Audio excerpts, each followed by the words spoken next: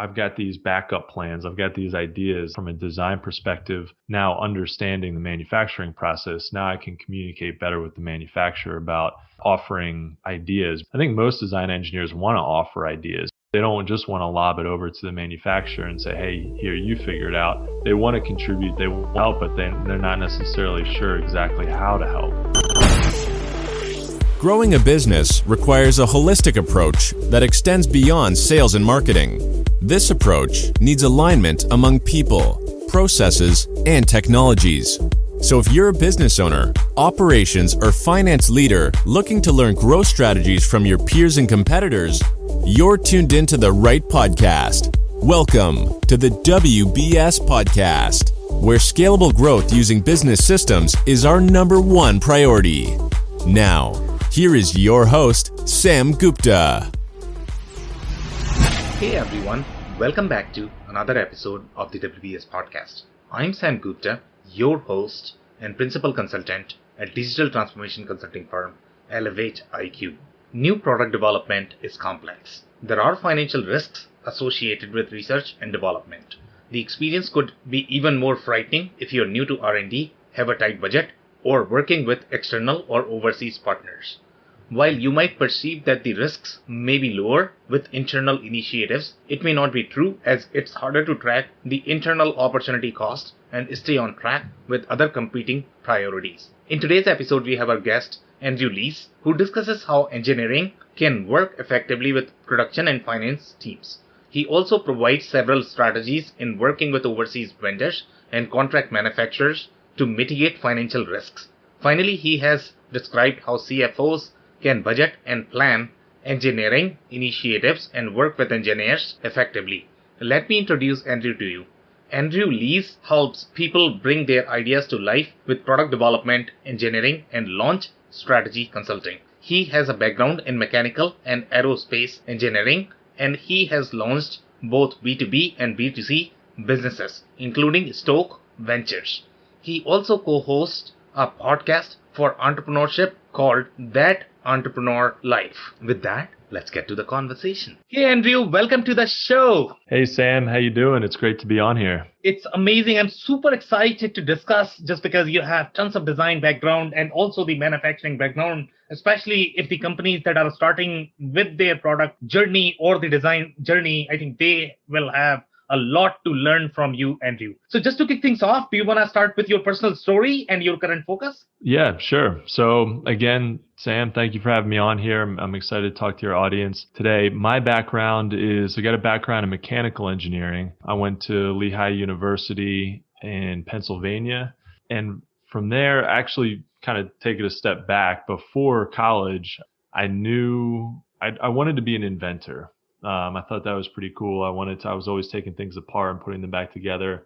So I wanted to create products. And I was always coming up with these different ideas for things, but I didn't really know exactly how I wanted to turn that into like a professional career. So engineering made a lot of sense. My grandfather was a mechanical engineer. I started to really love what he did and love math and physics. And so that's what got me into engineering. When I was in college, I thought maybe I wanted to get into aircraft design. So I was a major in mechanical engineering and I minored in aerospace design. I got really into that. I thought maybe I wanted to work for like a Boeing or Lockheed or NASA or something like that, which would have been cool, except that it really didn't align with my entrepreneurial spirit. I always had that inventive entrepreneurial type spirit. So I ultimately wanted to do my own thing. And I found out pretty quickly that especially in a large company, you could I actually worked with a guy, one of my bosses at a product development firm.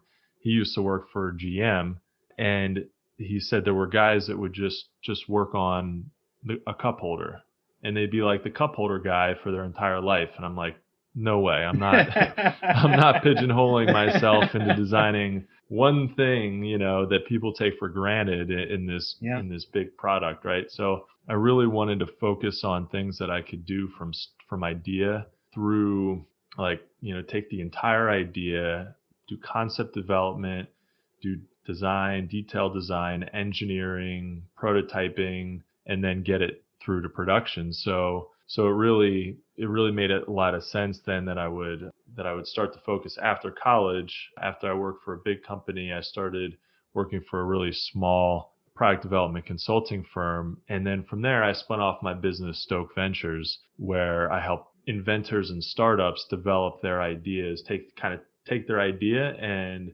turn it into, bring it to life, design, engineer, prototype, and then help guide people with manufacturing as well. And then from there, I noticed a lot of inventors, a lot of startups really don't know, they don't understand the startup process, really what they need to do to take an idea, bring it to life and make money with it. And so I came up with another service that I offer called Stoke Strategies. And with that, I help with launch consulting, like launch strategy consulting. Okay, amazing background. So I absolutely love your background. And the reason for that is because I don't think we have had any inventors or the engineers on the show. And as you know, we are slightly more CFO and COO community, right? We are the money guys. Yep. We are the business guys. So obviously we love the innovation as long as that produces some money. Exactly. And that's the thing, right? I think people sometimes, especially as a consultant or even I've seen it with manufacturers where they don't want to touch an inventor. They don't want any part of that sometimes because it's pretty risky. That inventor might not have an idea of what the heck they're doing. And so with my strategy product, which is actually something that I'm really trying to focus on now, in addition to product development, is I really want to give people the tools that they need to start and launch their product. And what's cool about that is that makes them smarter. That makes them smarter clients for other people, like for manufacturers, for IP attorneys.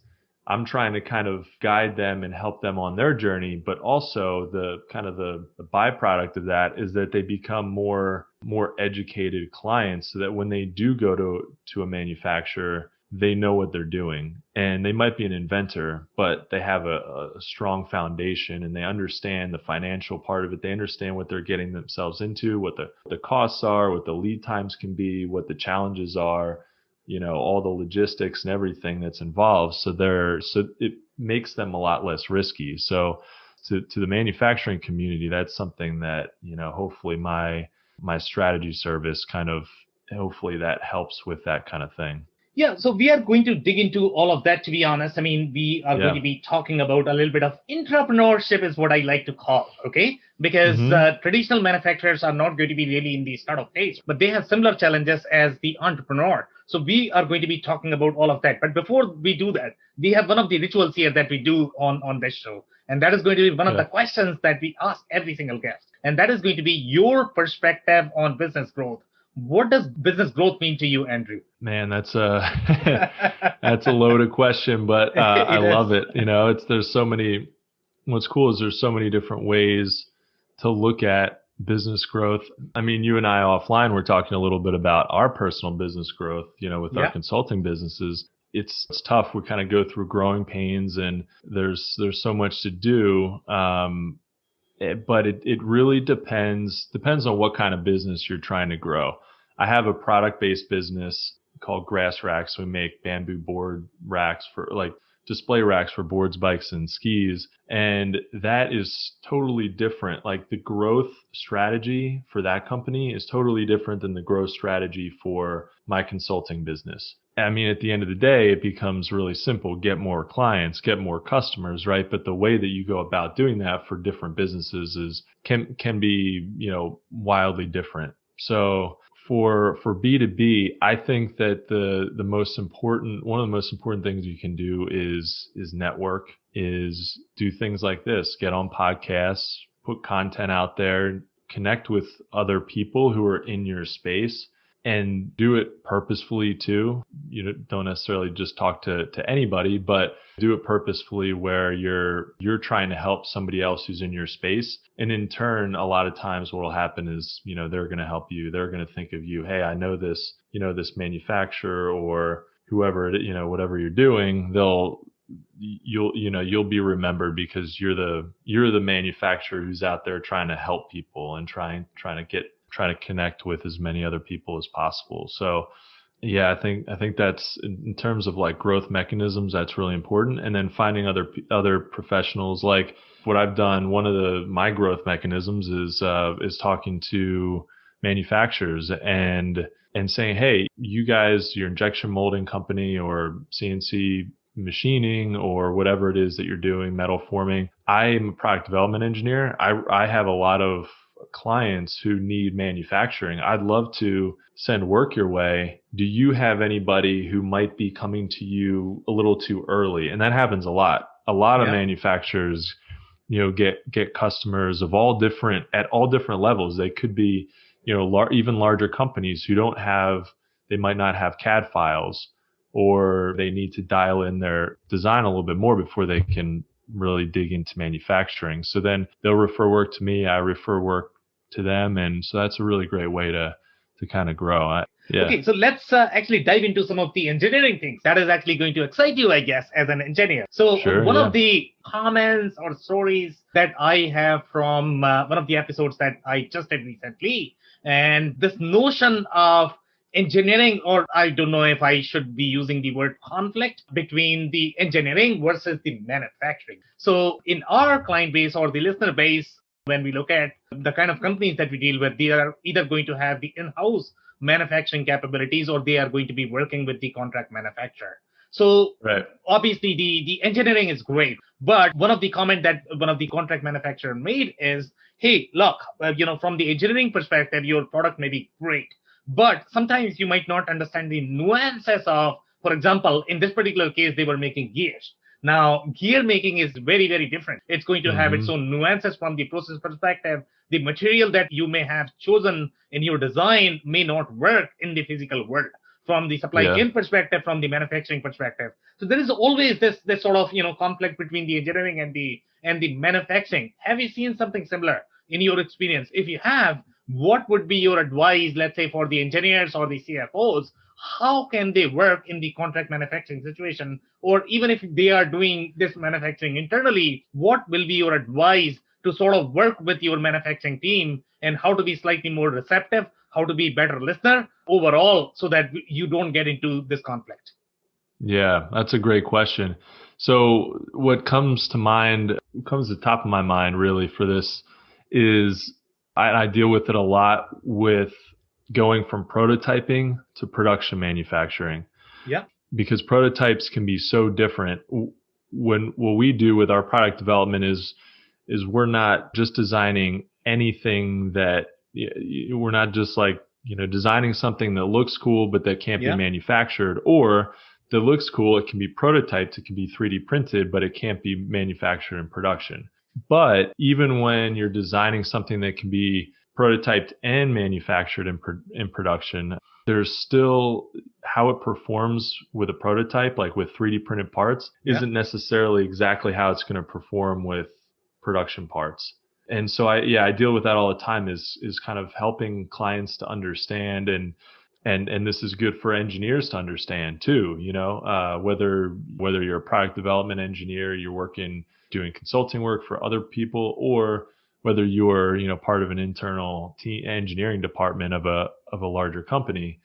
It's so important to realize and really wrap your head around and really be more open to the fact that when you start producing production parts, it's almost like a new product development phase. Like it's not like starting your product development over, but when you start with production, you can't expect that, boom, this is going to pop off the machine. It's going to work exactly like the prototype did. There's different limitations to it, and there's different outcomes that you're going to get with those parts and your assemblies. And so you're going to have to take your first production parts off the line and test them and iterate that process over again a little bit. You're usually going to have to rework at least something depending on the complexity of the parts. So yeah, that's something that I see all the time, and it's really important to be open-minded about that, and to not get too frustrated with manufacturers, because I've seen that too, where it's like, hey, why doesn't this just work right? Yeah.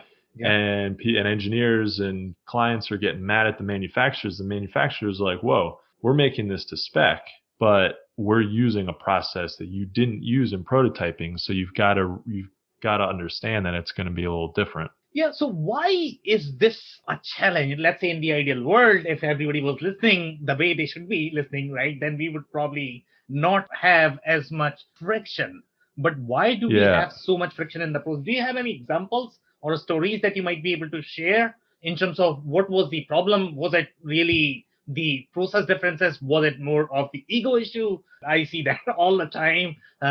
Is it really the communication? Do you have any stories in terms of what was the core issue in dealing with this situation? Yeah. So a product I developed, it's a fishing product. It actually helps you get your lures, and if you fly fish, gets your flies back if you get them stuck in trees. And so it's a small product, but man, we had to pack a ton of functionality in this tiny little product.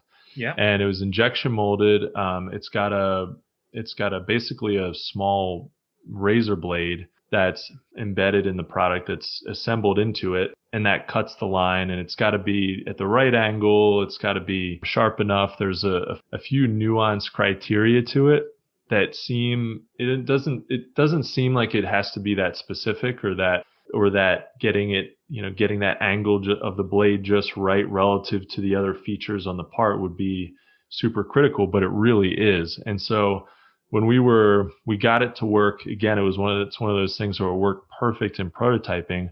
Yeah. And then we got it to production and it didn't work perfectly. But one thing that I had to really wrap my head around with the manufacturer is, and we were working with a manufacturer overseas in China through a company here who's they're a little bit more than a broker. They do like project management, that kind of stuff too. But it was like a communication breakdown, but it wasn't that they didn't understand what we were looking for exactly. It was that I was saying, hey, this is what we need. We need it to function exactly like the prototype. Let's just get there. I don't care how you do it. We just need to get there. And they were kind of like, well, tell us. So I think I gave them one idea in the beginning of like, hey, this might be how we could solve it. That didn't work. And then it just ended there. So instead of like where a lot of companies might say, okay, I understand what the end goal is, so I'm just going to get there, and I'm going to really think about all the different possibilities, all the different ways that we could get there, and we'll try some different things, and we'll figure it out. Instead of that, it was kind of like, hey, we tried this thing and it didn't work, so it won't work, and you should do this instead.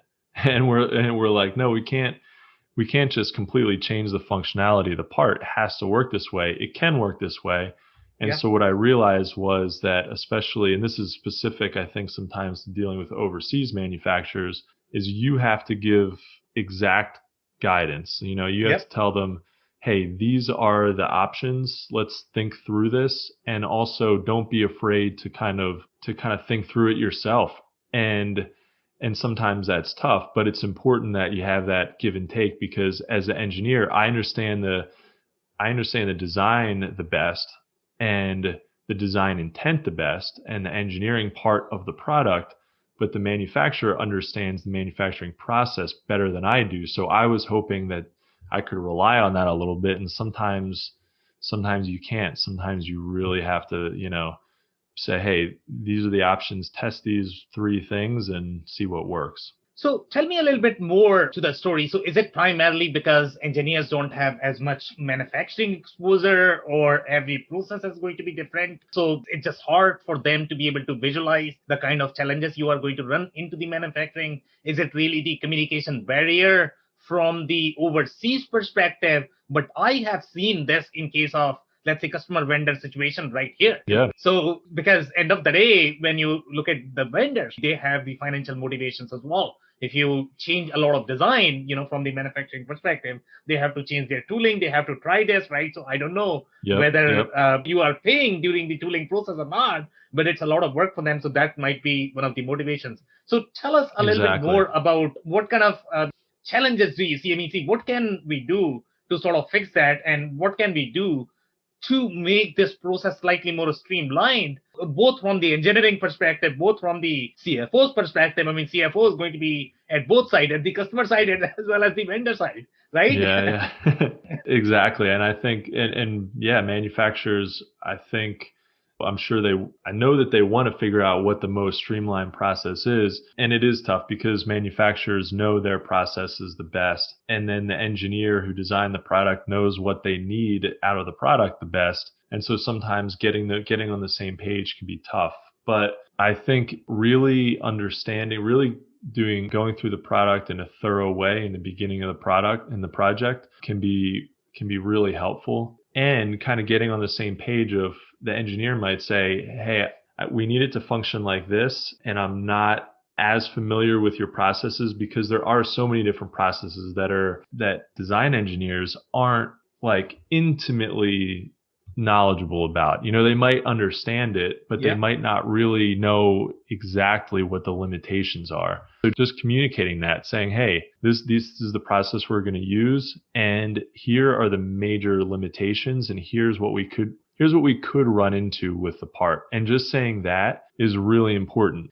You might not run into these issues, but just laying this out there and setting those expectations up front is huge, because then it could get, like, as a design engineer myself, that would get me thinking, okay, now I get it. Okay, so I can start thinking about alternatives to solve the problem. And while they're starting on the tooling, which usually you have to get something done, right, before you even test it to know whether or not it's going to work, while the manufacturer is working on that tooling, I could be thinking of, hey, if this doesn't work out in this way, I've got these backup plans. I've got these ideas from a design perspective. Now understanding the manufacturing process, now I can communicate better with the manufacturer about offering ideas, because I think most design engineers want to offer ideas. They don't just want to lob it over to the manufacturer and say, hey, here, you figure it out. They want to contribute, they want to help, but they're not necessarily sure exactly how to help. Yeah. So let's bring some dollars into this equation. We, as the CFO community, right? Obviously, design is cool. Disruption is cool. That's great. But when you talk about the hard dollars, I mean, that's where the things get slightly more difficult, right? So in your experience, I don't know what relationship you have had with the manufacturers. I don't know if your contracts are going to be primarily the parts driven. Let's say if you produce these many parts and I'll pay you this much, or there are going to be other nuances.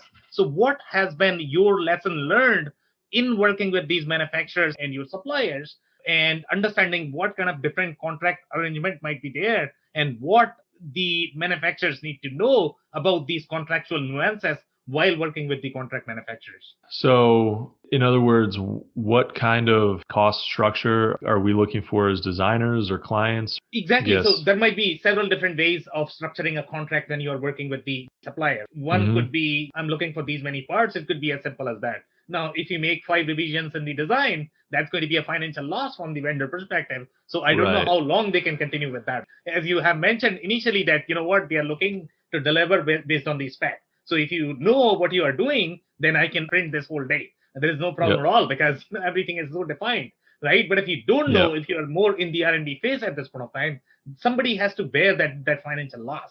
Either it is going to be that manufacturer. So those nuances are going to be part of the contract, right? When you are going through the legal process, when you are going through the financial process, somebody has to bear that loss. So in your experience, what are some of the ways to mitigate this risk for both the manufacturer as well as for the designer? Yeah, that's a great question. So again, I think it comes back to setting expectations in the beginning of the project. You say, hey, these are the costs associated with developing this tooling, developing the manufacturing process for these parts. And so we've got that cost, we've got some unknowns, we're not exactly sure. As much as possible, within the scope of those parts not changing really at all. I mean, if there's any changes that need to be made, I would consider that generally out of scope, and generally something that the manufacturer should not have to eat the cost of. Through the process, if there's some tweaks that need to be done with the mold, that is something that I would expect the manufacturer to do.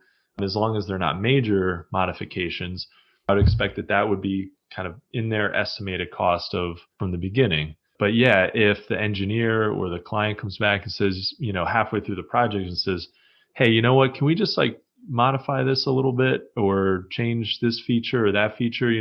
At that point, it really should be on the client to pay whatever cost the manufacturer is going to incur. And I think sometimes manufacturers are a little bit gun shy to go back and say, hey, we're going to need more money.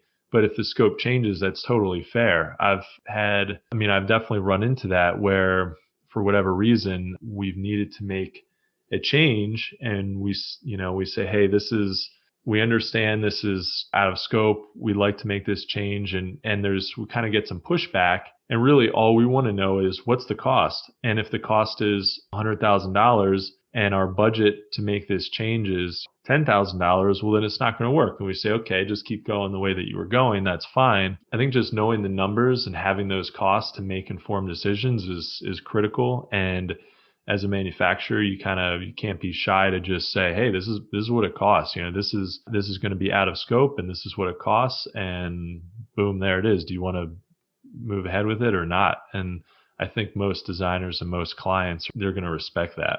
Right. So from your experience, do you have any sort of best practices for the engineers? And again, I'm going back to my example. Let's say if you have printed the same part 5,000 times, then there is no variability in the process, right? I mean, see, you know what you are doing. Your partner knows what they are doing. They already have the manufacturing process set up. There is no variability as such, right? But I mean, if you are, and in your case, I mean, see, you are trying to design something new, completely new category, right? So what are the best practices in terms of the financial management? Let's say if I'm the engineer and I'm working with my CFO, and CFOs, they don't like to see any risk, as you know. Sure, yeah. They don't like to see any sort of uncertainty in the process. So obviously, let's say if you are trying to pitch to me, Andrew, I'm going to ask you, okay, how much budget should I keep? Okay. Is it going to be 100,000? Is it going to be 500,000 when you are trying to do it? Yeah. And what am I going to get out of this? Obviously, that's going to be my question as well. And there is always going to be a little bit of friction between the engineering and finance team, because finance team is looking for certainty and engineering team cannot provide that certainty because obviously they have not done this. What are some of the best practices from your perspective for both sides of the table to just reduce this pain, make the process slightly more streamlined? Oh man, you hit the nail on the head. I mean, that's something that I deal with as a consultant. There's uncertainty with what I do. Yeah. And I'm trying to mitigate that risk, and taking on a new project sometimes can feel a little bit just like diving in, and with your eyes closed, you're like, well, because you really, really want to. I don't think anybody or most engineers, most manufacturers don't want to take on a project just to get the money. They want it to work out. Yeah. And especially with manufacturing, you have an increased incentive for it to work out, because if it does, then you can be, like once you reduce that risk to almost nothing, to where you've got the project or the product all figured out, you can just make thousands of parts a day or whatever it is. And you're essentially printing money at that point. So you want it for many different reasons, for, integrity, for financial reasons, you want it to work out. But yeah, you're so right. There's that risk and uncertainty is like, it's tough, and no company wants to take that on. So yeah, I will say that I think in general, product developers and manufacturers are by nature a little less risk averse than maybe other companies, because we are doing something that is unknown and that hasn't been proved exactly on a regular basis. But I think to reduce that risk, one way to do it, and I do this in my consulting business too, you can do it with manufacturing. I think as long as you're super clear, again, everything comes back to setting that clear expectation in the beginning. You could say, if it's a little bit of a riskier project, say, hey, this is the estimate. This is what we think the cost should be. We don't expect the cost to go over, but there is a chance that it could, and here's why. And we're not going to know exactly what the additional cost is until we get there, but we have to get there and we have to figure it out. And if everything goes really well, you're not going to go over this cost, but just so you know that there could be some additional costs associated with it. If you could always do a not to exceed number. Say, hey, this is going to be $50,000, not to exceed 75 or something like that. So I've seen that happen. And then for, obviously for projects that are less risky that you really know, hey, there's things that can happen here that we're not exactly sure of because it's a different product, but we've done a lot of products that are similar like to this. So we feel very confident with it. We feel very confident with the process. Then you can really dial in your number a little better. But the riskier it is, the more you want to let the engineer, the design engineer, the client that you're working with, just, let them know, here's what the options are. I think people respect that because then they know, okay, wow, it's a little more complicated than I thought it might be. And I understand what could happen. I think if a client is like, if you say, hey, this is going to be $10,000, this project, whatever it is, whatever the scope of work is, and they say, okay, it better be because I don't have $10,001. Then that's probably not a good client, right? Yeah. because they're like right on the edge. They're on that, man, there's no room for error. And in product development and manufacturing, there is error. So you have to everybody's got to understand that, and everybody's got to realize that you have to have room for error. Okay, amazing, Andrew. So that's it for today. Do you have any last-minute closing thoughts by any chance? Nothing in particular, but I'm really excited to connect with your network. And if anybody has any questions about what I do as a product developer, if you have any clients who you think, if you're out there and you're a manufacturer and you have anybody who's coming to you who's not ready for manufacturing, but they might need some design and engineering work, I'd be happy to work with them. And also I do startup strategy as well. So it seems like everybody's got a good idea, but I'm trying to help more and more people figure out how to get that idea and turn it into money. So happy to help with those two things. Okay, amazing. And my personal takeaway from this conversation is going to be, it comes down to the communication. So just be open-minded, irrespective of whether you are engineer or in the finance community. It's all about communication. So communicate. On that note, Andrew, I want to thank you for your time. It's been super insightful and fun. Thanks, Sam. Yeah, I had a great time. I really appreciate it. I cannot thank our guests enough for coming on the show, for sharing their knowledge and journey. I always pick up learnings from our guests, and hopefully you learned something new today. If you want to learn more about Andrew or understand how he can help you develop and launch your idea, head over to stokeventures.com. It's STOKEVENTURES.com, and listen to his podcast about entrepreneurship at thatentrepreneurlife.com. It's THATENTREPRENEURLIFE.com. Links and more information will also be available in the show notes. If anything in this podcast resonated with you and your business, you might want to check other related episodes, including the interview with Dave Hettich, who describes the role gears play in our society. Also the interview with Matt Goose from MRS Machining, who discusses the challenges associated with manufacturing complex parts in short runs. Also, don't forget to subscribe and spread the word among folks with similar backgrounds. If you have any questions or comments about the show, please review and rate us on your favorite podcasting platform or DM me on any social channels. I'll try my best to respond personally and make sure you get help. Thank you, and I hope to catch you on the next episode of the WBS Podcast. Thank you for listening to another episode of the WBS Podcast. Be sure to subscribe on your favorite podcasting platform so you never miss an episode. For more information on growth strategies for SMBs using ERP and digital transformation, check out our community at WBS.rocks. We'll see you next time.